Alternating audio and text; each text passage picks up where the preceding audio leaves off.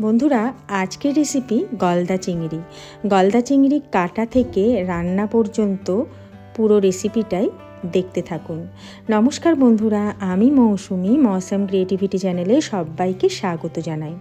গলদা চিংড়ি খোসা ছাড়িয়ে রান্নার থেকে খোসা সমেত রান্নাটা দেখতে এবং খোসা ছাড়িয়ে খেতে কিন্তু বেশি ভালো লাগে। তাই গলদা চিংড়ি কীভাবে কেটে নেবেন সেটাও আপনাদের সাথে আজ শেয়ার করলাম। এইভাবে কাঁচি দিয়ে ঠ্যাংগুলো কেটে নেব। গলদা চিংড়ি নোংরা থাকে মাথার দিকে, তাই মাথাটাও এইভাবেই কেটে নেবেন, তাহলে খুব সহজেই নোংরাটাও কিন্তু বেরিয়ে আসবে। চিংড়ি মাছের পিঠ বরাবর খোলার ভেতর দিক করে কেটে নিলে সুতোর মতন দেখতে পাওয়া যায়, এটাকেও এইভাবে ফেলে দেব। আর লেজের দিকটা এইভাবে তেরছাভাবে কেটে নেব, আর পেটের দিকটাও ছোট ছোট যে পাগুলো থাকে সেগুলো এইভাবে কেটে নেব। এবার খুব ভালো করে ধুয়ে হাফ চামচ পরিমাণে হলুদ, হাফ চামচ পরিমাণে নুন আর কালারের জন্য সামান্য লঙ্কার গুঁড়ো দিয়ে মাছগুলোকে খুব ভালো করে মেখে নেব। যেহেতু উপরে খোলা আছে তাই খোলাটার ভেতর দিয়ে দিয়েও কিন্তু নুন, হলুদ আর লঙ্কার গুঁড়োটা খুব ভালো করেই মাখিয়ে নিতে হবে।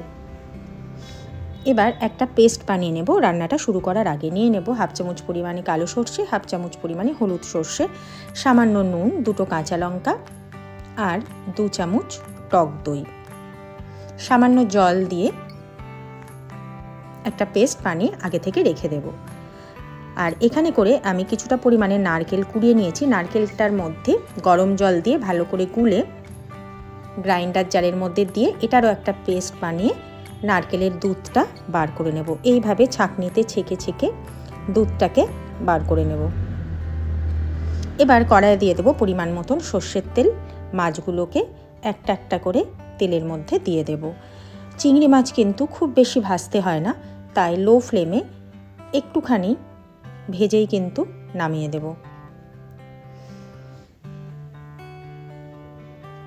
এই মাছগুলো ভাজা হয়ে গেছে। আরও যে মাছ আছে সেগুলো আবার দিয়ে এইভাবে লো ফ্লেমে উল্টে পাল্টে এই মাছগুলোকেও ভেজে নেব।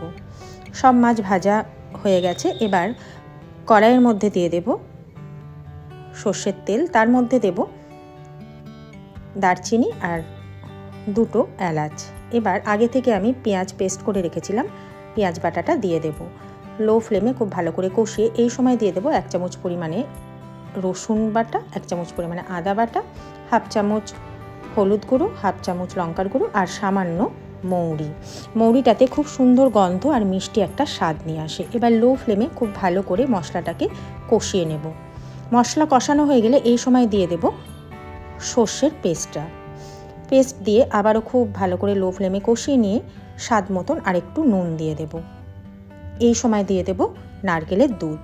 নারকেলের দুধ দিয়ে খুব ভালো করে মশলাগুলো নারকেলের দুধের সঙ্গে মিশিয়ে দিয়ে দেব চিংড়ি মাছগুলো।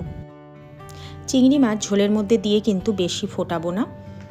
চিংড়ি মাছ বেশি ফোটালে মাছ শক্ত হয়ে যাবে, তাই 2 থেকে 3 মিনিট ফুটলেই গ্যাসের ফ্লেমটাকে বন্ধ করে দেব। বাটির মধ্যে চিংড়ি মাছের মালাইকারি ঢেলে নেব আর উপর থেকে ছড়িয়ে দেব ধনেপাতা কুচি। বাড়িতে রেসিপিটা অবশ্যই বানাবেন। আর আজকের রেসিপি কেমন লাগলো জানাবেন। ভালো লাগলে একটা লাইক আর পরের ভিডিও পেতে চ্যানেলটিকে সাবস্ক্রাইব করতে একদম ভুলবেন না। ভালো থাকবেন, সুস্থ থাকবেন। দেখা হচ্ছে পরের ভিডিওতে।